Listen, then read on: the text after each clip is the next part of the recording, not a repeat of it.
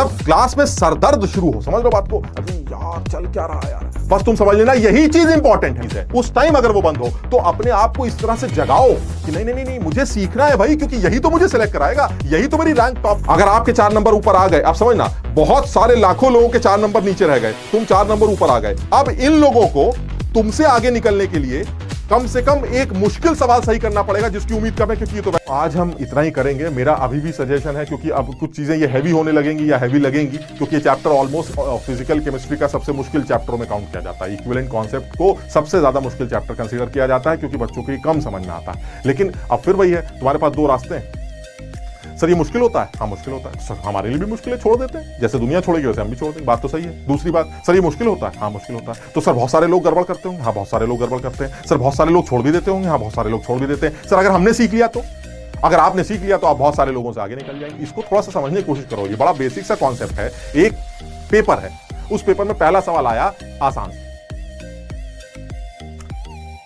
तुम्हें आसान लग रहा है? हाँ लग रहा है। अरे तो तुम्हारे साथ बैठे लाखों को आसान लग रहा है भाई, तुम इतने बड़े हीरो हो, समझ लो बात को, तुम्हें आसान लग रहा है तो सबको आसान लग रहा है, इसमें क्या सोचना। तो सर इसका मतलब ये हुआ इस सवाल को मैं करूंगा तो मेरे 4 नंबर आ जाएंगे, हाँ आ जाएंगे। अरे तो वो 4 नंबर दुनिया के आएंगे, इसका मतलब दुनिया एक साथ कंपटीशन है, कंपटीशन जीतने के लिए आगे निकलना पड़ता है, बराबर चलोगे थोड़ी ना जीत जाओगे। इसका मतलब ये हुआ आसान सवालों को तो सही कर रहे हैं, ठीक, आसान सवाल हमारा भी सही हुआ, उसका भी सही हुआ, ठीक। अब आया इक्विवेलेंट कॉन्सेप्ट का एक टफ सवाल, सर ये तो बहुत सारे लोग छोड़ के गए थे, हाँ हाँ यार ये तो तुम सही करो, बहुत सारे लोग छोड़ के गए। अब सर हमने तो सीखा था, आपने सीखा था तो आपके 4 नंबर ऊपर आ गए। अगर आपके 4 नंबर ऊपर आ गए, अब समझना बहुत सारे लाखों लोगों के 4 नंबर नीचे रह गए, तुम 4 नंबर ऊपर आ गए। अब इन लोगों को तुमसे आगे निकलने के लिए कम से कम एक मुश्किल सवाल सही करना पड़ेगा, जिसकी उम्मीद कर रहे हैं, क्योंकि ये तो वैसे ही हल्के हल्के वाले लोग हैं, ये तो मुश्किल सवाल देखते ही छोड़ देते, ठीक। इसका मतलब युवा तुम इन लोगों से हमेशा ऊपर रहोगे और रिजल्ट आने के चांसेस तुम्हारे बढ़ जाएंगे। लेकिन इसमें एक बहुत बड़ी कमी ये है कि सर कहीं ऐसा अगर हमसे गलती हो गई कि वो जो आसान सवाल था वो हमसे गलत हो गया, आप सोचिए जरा, अगर वो आसान सवाल आपसे गलत हो गया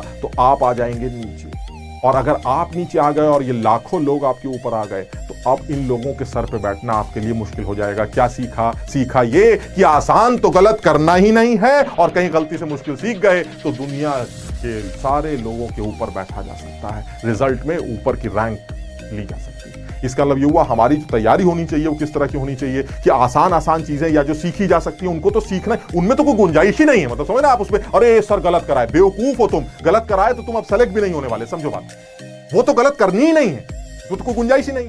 एक ऑप्शन और दूसरी बात क्या निकल के आई, सर वो तो गलत नहीं करेंगे, चलिए ठीक है, और कहीं इस तरह के जो 1-2 चैप्टर आप बता रहे हैं मुश्किल होता है, जो दुनिया के लिए मुश्किल है, अगर कहीं वो सीख गए तो अरे फिर तो यार बिल्कुल चांदी है। क्यों? क्योंकि वो तो दुनिया गलत करेगी, सही तुम भी करोगे, सारे आसान सवाल, वो भी सारे आसान सवाल सही करेंगे, और तुम 2 सवाल मुश्किल वाले भी सही कराओगे। अरे वो देखते रह जाएंगे तुम्हारी रैंक कहां निकल आएगी और तुम कितना ऊपर निकल आओगे, तुम सोच भी नहीं सकते। इसलिए चीज जब मुश्किल लगे ना, ये मैं हमेशा अपने बच्चों को हमेशा बोलता हूं कि जब क्लास में तुम्हें ऐसा लगे कि मजा आ रहा है मतलब बड़ा अच्छा है, अरे वाह वाह क्या, क्यों मजा आ रहा है? क्योंकि सर समझ में आ रहा है। समझ में क्यों आ रहा है? क्योंकि सर आसान सी बातें चल रही हैं। और जब क्लास में सरदर्द शुरू हो, समझ लो बात को, अरे यार चल क्या रहा है यार, बस तुम समझ लेना यही चीज इंपॉर्टेंट है, बस ये समझ लेना। जिस बच्चे ने ये एटीट्यूड बना लिया कि अरे यार ये चल क्या रहा है, ये तो समझ में नहीं, बस तुम समझ लेना यही सीख रहा है मुझे, क्योंकि ये सीख कर ही मैं लोगों के सर पे बैठूंगा।